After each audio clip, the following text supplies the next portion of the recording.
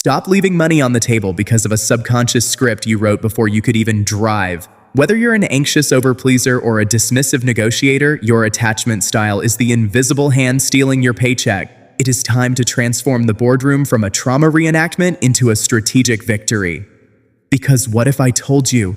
The reason you freeze during salary negotiations, the reason you accept less than your worth, the reason you feel guilty asking for more has almost nothing to do with money, and everything to do with how you learned to seek love, approval, and safety as a child. Most people think salary negotiation is a business skill. It's not. It's a psychological test. And today, you might discover that your paycheck has been controlled by childhood patterns you never knew existed.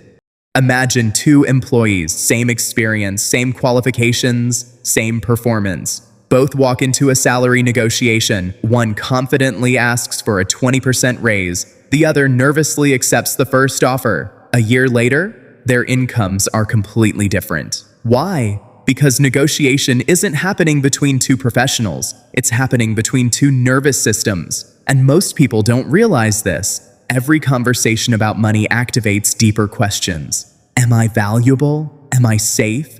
Will people reject me? Do I deserve more? The boardroom becomes emotional, not because of the company, because of the story running inside your head, a story written years before your first paycheck. Let's start with anxious attachment. As children, anxiously attached, people learned something dangerous. Love feels uncertain. Approval feels fragile. Acceptance can disappear. So they become experts at keeping people happy. Fast forward 20 years. Now they're negotiating salary. Their boss says, "Unfortunately, that's the best we can offer." And instantly, their nervous system panics. Not because of the money, because disagreement feels like rejection. They start thinking, "I don't want to seem difficult. I don't want them to dislike me. I should just be grateful." And before they know it, they've negotiated against themselves. They leave thousands of dollars on the table. Not because they lacked skill, because they feared disapproval more than underpayment. And here's the painful truth. Many people spend decades underpaid, simply because they confuse self-worth with being liked. Now let's look at dismissive or avoidant attachment. These people learned a different lesson. Depending on others feels dangerous. Vulnerability feels weak. So they become extremely independent. Sounds powerful, but there's a hidden cost. During negotiations, they often avoid the conversation entirely. They don't ask for raises. They don't advocate for themselves. They tell themselves, "I don't care. It's fine. I'll just work harder." But underneath that independence, there's often fear. Fear of needing something. Fear of exposing vulnerability. Fear of hearing no. So instead of negotiating, they silently tolerate situations that don't serve them. And years later, they wonder why others advanced faster.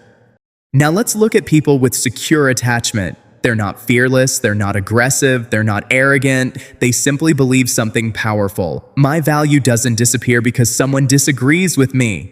Read that again, because it changes everything. When secure people negotiate, they don't see conflict. They see conversation. They don't hear rejection. They hear information. If someone says no, they don't collapse emotionally because their identity isn't hanging on the outcome. And that's why they often negotiate better. Not because they're smarter, because they're emotionally safer. Here's what nobody teaches. The real negotiation is not with your employer. It's with yourself. Before you ask for more money, you must confront the voice inside your head. The voice saying, "Don't be greedy. Don't make people uncomfortable. Don't ask for too much." Where did that voice come from? Who taught you that? And is it actually true? Because every time you avoid advocating for yourself, you're allowing childhood programming to determine your adult income. And that is expensive, very expensive, not just financially, psychologically, because every avoided negotiation reinforces the belief, my needs matter less. At the end of the day, salary negotiation isn't about money, it's about self-worth. It's about whether you can remain calm when someone disagrees with you, whether you can advocate for yourself without guilt, whether you can separate rejection from identity. Because the people who earn the most aren't always the most talented. They're often the people who stopped asking, "Will they like me?" and started asking, "What am I actually worth?" The moment you learn that difference, everything changes. Not just your paycheck, your entire life.